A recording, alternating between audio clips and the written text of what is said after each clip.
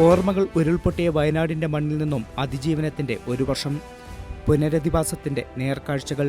ഇതെല്ലാമാണ് രാവിലെ 6 മണി മുതൽ ഉച്ചയ്ക്ക് 1 മണി വരെ കൈരളി ന്യൂസ് ലൈവത്തോണിലൂടെ പ്രേക്ഷകരിലേക്ക് എത്തിച്ചത്. പോയ പോരാണ്ട് എന്ന് പറയുന്നത് അത് വലിയ വെല്ലുവിളികളെ അതിജീവിച്ച, അതിനെ നേരിട്ട് മുന്നോട്ട് പോകുന്ന ഒരു നാടാണ്. ആ നാടിൻ്റെ പ്രതീകമായി നിൽക്കുന്ന കേരളം, വയനാടിനെ നമ്മൾ വീണ്ടെടുക്കുകയാണ്. വീണ്ടെടുത്ത വയനാട് എന്നുള്ളതാണ് കൈരളിയുടെ ഈ ലൈവത്തോണിൻ്റെ തന്നെ ഒരു തലക്കെട്ടായി നമ്മൾ പ്രേക്ഷകരിലേക്ക്, മനുഷ്യരിലേക്ക് എത്തിക്കുന്നത്. ഉറ്റവരെ നഷ്ടമായവർക്ക് പുത്തുമലയിൽ ഒരു നാട് ഓർമ്മപ്പൂക്കൾ അർപ്പിച്ചു. ഓർമ്മകളുമായി, അവരുടെ ഒരുപാട് ഓർമ്മകളുമായി ഇവിടേക്ക് എത്തും. വളരെ വേദനയോടെ ആളുകൾ എത്തിക്കൊണ്ടിരിക്കുന്ന ഒരു കാഴ്ച തന്നെയാണ് നമുക്ക് പുത്തുമലയിൽ നിന്ന് കാണാൻ കഴിയുന്നത്. ശരിക്കും ഇതൊരു ഹൃദയഭൂമി തന്നെയാണ്. കാരണം തങ്ങളുടെ ഹൃദയങ്ങളായ മനുഷ്യർ ഓർമ്മകളിലേക്ക് മടങ്ങിപ്പോയി അവരുടെ ശേഷിപ്പുകൾ മാത്രം അവശേഷിക്കുന്ന ഒരു ഭൂമി എന്ന് പറയും. അപ്പോൾ അതിനെ ഹൃദയഭൂമി എന്ന പേര് ഏറ്റവും അതിനോട് ചേർന്ന് നിൽക്കും. അത്രമാത്രം നമ്മുടെ മനസ്സിനെ വല്ലാതെ നൊമ്പരപ്പെടുത്തുന്നുണ്ട്. ഇവിടെ എത്തുന്ന ഓരോ മനുഷ്യരുടെയും മുഖങ്ങളിലേക്ക് നമ്മൾ നോക്കുമ്പോൾ ഉണ്ടല്ലോ, കടലാഴങ്ങളാണ് കാണാൻ കഴിയുന്നത്. വേദനയുടെ കടലാഴങ്ങൾ. നടുക്കം മാറാത്ത രാത്രിയുടെ ഓർമ്മകളാണ് വയനാട്ടിലെവിടെയും.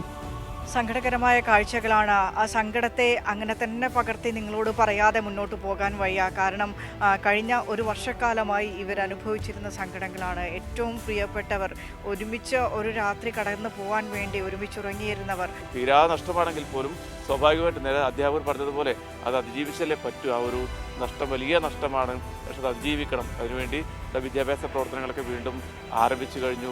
വെള്ളാർമല സ്കൂളും അതിജീവനത്തിന്റെ അടയാളമായി. ബസ്സിന് ഇന്ന് ഒരു പ്രത്യേകത കൂടിയുണ്ട്. വെള്ളാർമല സ്കൂൾ ഇപ്പോൾ പ്രവർത്തിക്കുന്നത് മേപ്പാടി സ്കൂളിനോട് അനുബന്ധിച്ചുള്ള കെട്ടിടത്തിലാണ്. എന്നാൽ ഇന്ന് സ്കൂളിന് അവധി ഒന്നും നൽകിയിട്ടില്ല എന്നുള്ളത് കൊണ്ട് തന്നെ അധ്യാപകരെല്ലാം അവരെ വിട്ടുപിരിഞ്ഞു പോയ ആ പൊന്നോമനകളെ ഓർക്കാനും അനുസ്മരിക്കാനും വേണ്ടി ഒരു സമയം കണ്ടെത്തിയിരിക്കുകയാണ്. അവർ വെള്ളാർമല സ്കൂളിലേക്ക് ആ ഒരു ഓർമ്മയുടെ, കുട്ടികളുമായി ഒന്നിച്ചുള്ള ഒരു ഓർമ്മ പുതുക്കാൻ, അവർക്ക് പുഷ്പാഞ്ജലി അർപ്പിക്കാനായി രാവിലെ തന്നെ അവിടേക്ക് പോവുകയാണ്. വെള്ളാർമല സ്കൂളിലെ കുട്ടികൾ ഒരു ദുരന്തത്തിൻ്റെ ഓർമ്മയുള്ള കുട്ടികളല്ല, അതിജീവനത്തിൻ്റെ കരുത്ത് പകരുന്ന വിദ്യാർത്ഥികളാണ് വെള്ളാർമല സ്കൂളിലെ കുട്ടികൾ എന്നാണ് എല്ലാവരും ഈ നിമിഷം ഒരു വർഷം എത്തി നിൽക്കുമ്പോൾ, ആ ദുരന്തത്തിൻ്റെ ഒരു വർഷം എത്തി നിൽക്കുമ്പോൾ പറയുന്നത്. പുനരധിവാസത്തിൽ മാതൃകാ വീടടക്കം പൂർത്തിയാക്കി എല്ലാം നഷ്ടപ്പെട്ട ഒരു ജനതയെ പൊതുജീവിതത്തിലേക്കാണ് സർക്കാർ കൈപിടിച്ചുയർത്തുന്നത്. സർക്കാർ ആരോപണങ്ങളിൽ വിശ്വസിക്കുന്നില്ല.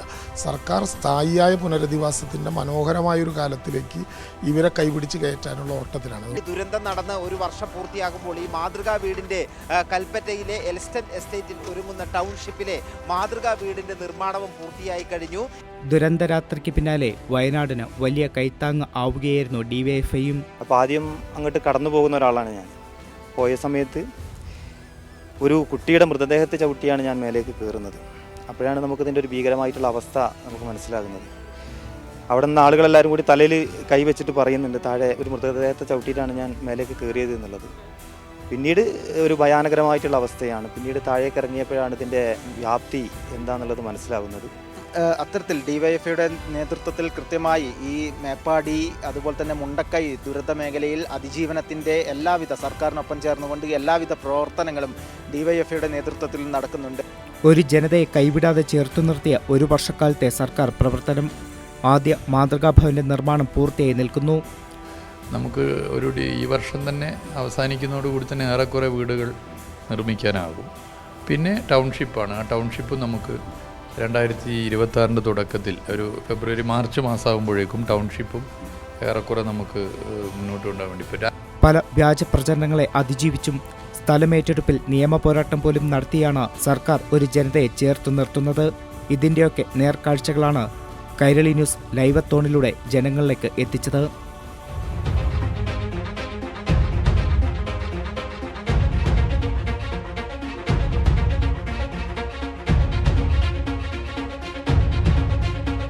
Team Kairali news.